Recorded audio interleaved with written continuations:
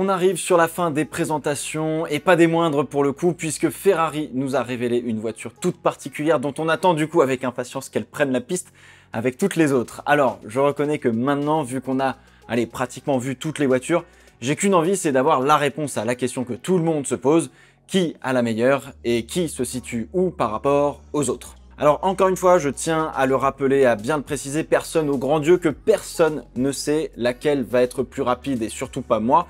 J'ai des impressions, mais cela reste qu'un ressenti avec une quantité d'informations hyper restreinte par rapport à avoir toutes les données de soufflerie, de CFD, etc. Et encore, c'est pas le tout d'avoir les données, il faut savoir les interpréter. Et alors là, pour la Ferrari, eh bien, on est gâté, puisque en termes de complexité, eh bien, il y a ce qu'il faut.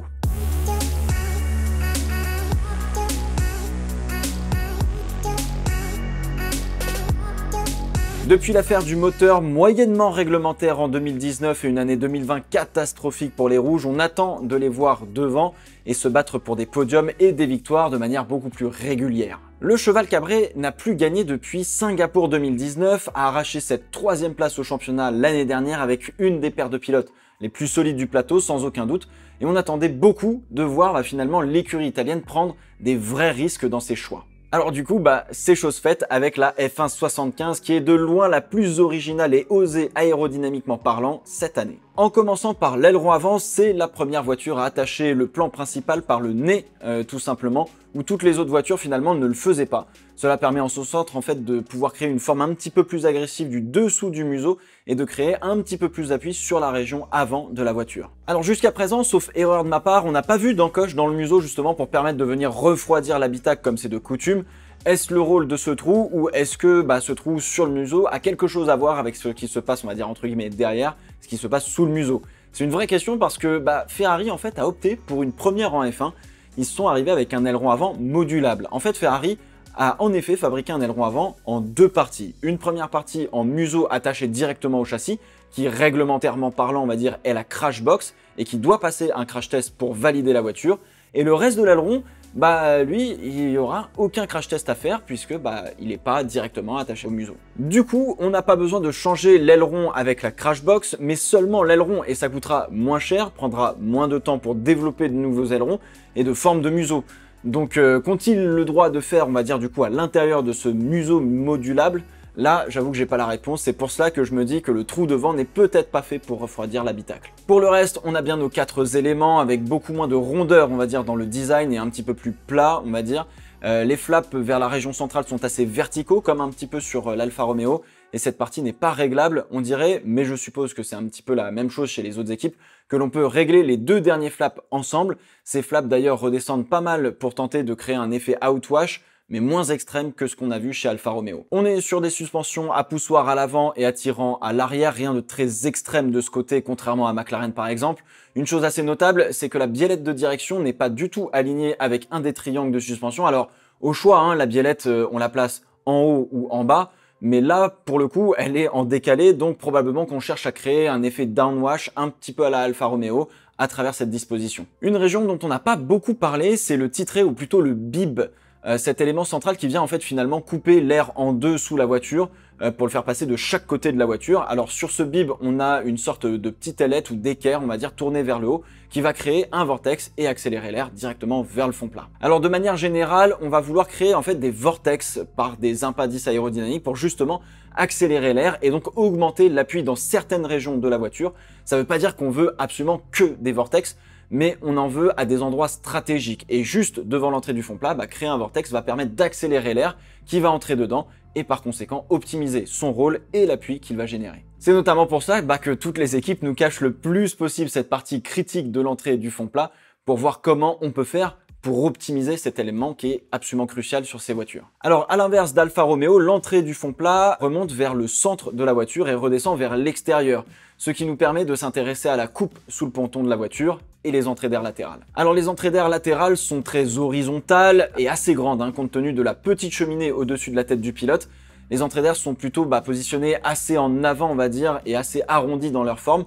On a donc une grosse découpe descendante très agressive sous ces entrées d'air et qui ont aussi une grosse courbure latérale, on a cette impression en fait que l'on veut faire passer le flux d'air à travers une sorte de chicane ou presque. Alors en règle générale, on a une forme plus arrondie pour éviter de perdre entre guillemets le flux d'air qui est attaché à la carrosserie, et visuellement on a l'impression que le virage sous le shell est trop abrupt pour que ce soit toujours le cas.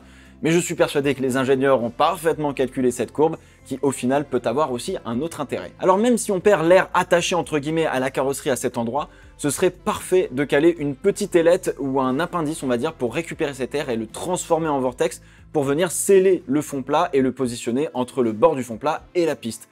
Pour l'instant, on n'a rien de très concret là-dessus, à part une petite cassure qui pourrait permettre à l'air de s'enrouler sur lui-même et de créer ce fameux vortex. Alors derrière, on repart sur une forme de bouteille de coca ou d'orangina, à vous de voir, de manière assez classique pour justement alimenter le diffuseur, etc. etc. Je vous refais pas l'explication, vous la connaissez. Le côté du ponton est très à la verticale, ce qui laisse spéculer sur la manière de positionner le radiateur, très à la verticale comme les années précédentes, on va dire, ou alors plus couché sur le côté. Je dirais assez vertical étant donné la position des ouïes de requin sur le dessus du ponton. Bon alors le dessus, ça se passe comment? On a un creux avec une courbe et des ouïes de requin. Tout cela se dirige vers le centre et l'arrière de la voiture.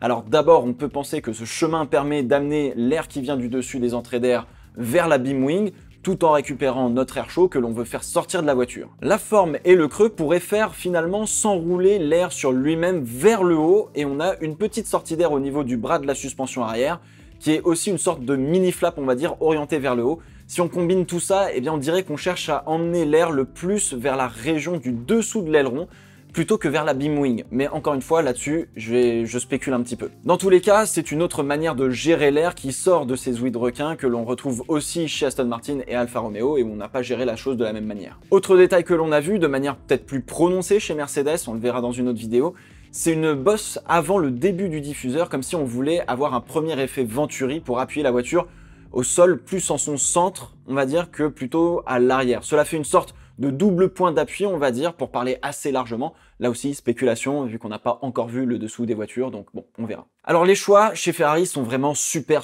osés, innovants, comme le dirait Mattia Binotto. On retrouve quand même dans l'ensemble des monoplaces avec des interprétations différentes du règlement, qui partagent quelques points de philosophie, mais dont elles se servent différemment. Alors certaines équipes ont opté pour avoir une carrosserie plus proche du moteur et une taille fine vers l'arrière de la voiture, une philosophie, j'allais dire, plus classique que l'on a déjà vu par le passé, comme avec McLaren cette année, Haas probablement, Williams, et on le verra aussi beaucoup avec Mercedes, là où d'autres ont préféré se servir un peu plus de leur carrosserie, quitte à en avoir un petit peu plus en termes de volume, pour tenter de contrôler un petit peu plus les flux d'air. Alors quelle philosophie marchera le mieux? Est-ce qu'il y en a une qui sera peut-être vraiment meilleure que l'autre? J'en ai aucune idée. Normalement, on ne devrait pas avoir une équipe qui a trouvé le truc qui mettra tout le monde par terre, mais on devrait plus avoir une ou deux voitures qui ont raté le coche, alors que le reste sera plutôt homogène ou ensemble. Alors un peu comme l'Aston et l'Alfa Romeo, la Ferrari a cet air assez agressif et rapide. Est-ce que ça va se vérifier sur la piste? On verra bien. Dans tous les cas, cette prise de risque mérite d'être récompensée. Ah oui, le rouge utilisé est vraiment superbe, avec quelques petites pointes de noir. On retrouve une livrée similaire à celle des années 90, moi j'adore. Mais par contre, les caches-jantes sont absolument immondes. J'espère qu'ils vont faire quelque chose là-dessus, parce que là, c'est pas possible. Alors au final, on pensait avoir des réponses avec les présentations de ces voitures. C'est peut-être un petit peu le cas. Finalement, on a plus de questions. Et lorsqu'elles vont prendre la piste, on en aura encore plus des questions. Les réponses, finalement, vont arriver au bout de quelques grands prix. Et cela dépendra aussi du rythme de développement qui risque d'être très soutenu cette année. Bref, oui, j'ai hâte que ça commence.